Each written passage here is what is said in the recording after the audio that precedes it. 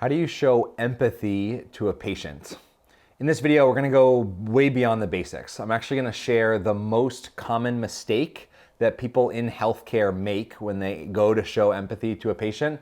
That's not actually just from my own observation, that some really interesting research actually found. And then I'm gonna share two really practical but highly impactful tools that the moment this video ends will allow you to be able to show empathy to a much more sophisticated degree to your patients, clients, customers, etc.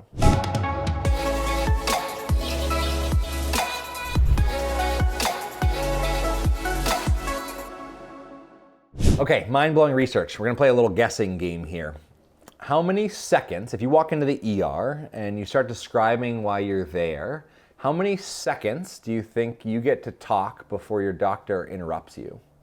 100 seconds? You get a minute? 60 seconds? Research has found that on average, right, so every doctor is totally different, but on average, patients get about 11 seconds to be listened to before their doctor interrupts, either with a follow-up question or, oh, this is what's wrong, etc. And it's interesting because my dad actually works in an ER. And so I told him this stat and I said, Dad, 11 seconds, like you gotta step up your game. What do you think your count is? And he responded in a really interesting way. And he said the hospital group that he works with actually hired this consultant to come in and paid him way too much money to give advice on how to increase their Press-Ganey scores. I don't know how that's spelled, but I'm pretty sure universally healthcare is this metric of like patient satisfaction. And there's some like kind of funny things like, hey, shave your beard. You look like you're gonna eat them, not treat them. But one of the changes that this consultant recommended was see what happens, even if a patient comes in and they don't even have to say anything, you know exactly what's wrong with them. See what happens if you close your mouth for a full minute. 1 minute, just listen to what they have to say. If they stop talking after 30 seconds, ask them a question and listen some more. Right? Just listen for 1 full minute. I know that you're really busy. I know that you have too much to do in too little time. I know there's a 4-hour wait. Just listen for 1 whole minute and see what happens. And what my dad anecdotally noticed is that there was less hospital recidivism. Like the same patients that would come in and were like, oh, doctor didn't even hear what I was saying. Like I didn't get treated for the right thing, blah, blah, blah. They come back into the ER X amount of time later. So the difference here, to be clear, is what, 49 seconds? So 49 more seconds had some extremely valuable patient outcomes. And I would argue you cannot empathize with a patient if you have only listened to them for 11 seconds. And so step one of increasing empathy with a patient is really simply listen for a bit longer. See what happens when you just increase your count, double your second count of however long you listen. You don't need to fix their problem. You don't need to react. You don't need to agree or disagree. All you actually have to do is hear them and ensure that they feel heard.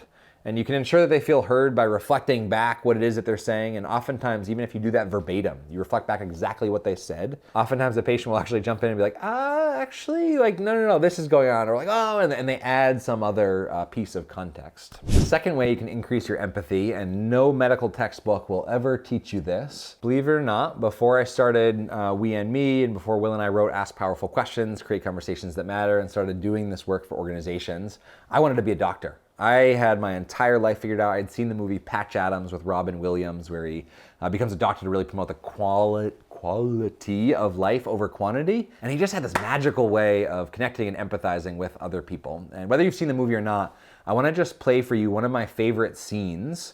And for a little bit of context, Patch is about to walk into a terminally ill patient's room. And this terminally ill patient, in several scenes before this, has thrown bedpans at nurses. The smartest clinician in the hospital has tried to get him to eat, refuses, right? This is the curmudgeoniest curmudgeon. Really hard to empathize with. I just want you to watch how Robin Williams, or Patch, empathizes and really meets this patient where they're at. Preview of coming attractions. There's Death, to die, to expire, to pass on, to perish, to peg out, to push up daisies, to push up posies, to become extinct, curtains, deceased, demised, departed and defunct, dead as a doornail, Dead as a herring, dead as a mutton, dead as nits. The last breath, paying a debt to nature. The big sleep. God's way of saying, slow down.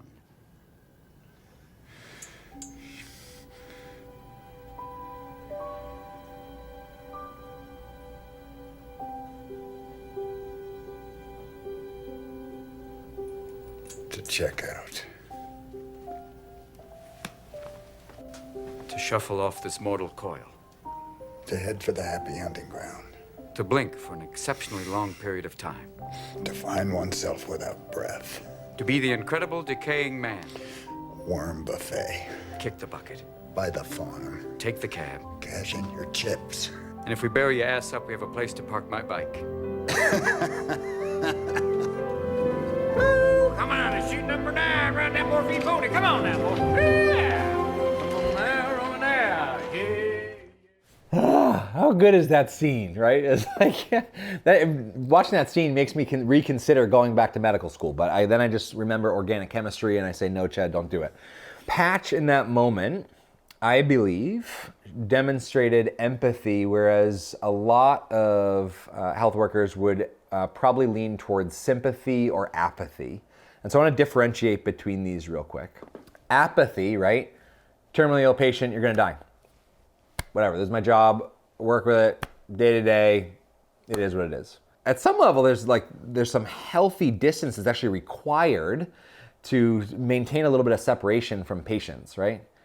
But I don't know that apathy is the answer to that. An alternative is sympathy. And sympathy, I would argue, and Merriam and Webster might slightly disagree, but sympathy, I would argue, is when you dive right into that patient's world. You're so deep in that world that you're like, oh, I can't imagine, like, if I was terminally, I can't imagine if I, right? This like deep, deep, deep sympathy where you are actually in the cold and murky water right with them. You're feeling exactly what they're feeling. And that is actually not useful either. That is like holy burnout coming your way, right? When you're so sucked into somebody else's reality, I don't think you can actually be helpful. I don't think you can actually be of service. Empathy, there's a misnomer or a mismetaphor around that empathy is standing in somebody else's shoes. And I don't think that's true. I think that empathy is standing in one of somebody's shoes and keeping one of your feet grounded in your own reality. So you're able to describe the world as they see it. You're able to really listen to them and hear them, but you also know I'm not experiencing this, and there's a limitation to how responsible I am for this person's suffering or pain or whatever it is that they're going through. And so if you want to avoid burnout and you want to empathize more, this most simple tool I would teach you is describe the world as they see it. So if you've listened for 49 more seconds than the average doctor does, if you've heard a little bit more of their story, all you need to do to increase empathy is literally with your mouth, describe the world as they see it. Not as you see it, not as you think they should see it. Describe the world as they see it. You don't need to say, you're right, this is what I agree with. You just need to describe the world. So it might sound like, it seems like you're in an immense amount of pain and you really need me to make it disappear right now, right? So you see that? Just describing the world as they see it. Not fixing it, not jumping in with your opinion, not trying to solve, etc. If you like the concepts here and you want to scale these ideas out to your team, the last chapter in me and Will's book, Ask Powerful Questions, Create Conversations That Matter, is all focused on empathy. There's a ton of really practical insights in there and throughout the book that can increase the effectiveness of communication that you're having between your patients, clients, customers, etc. I'm Chad Littlefield. Have an awesome day.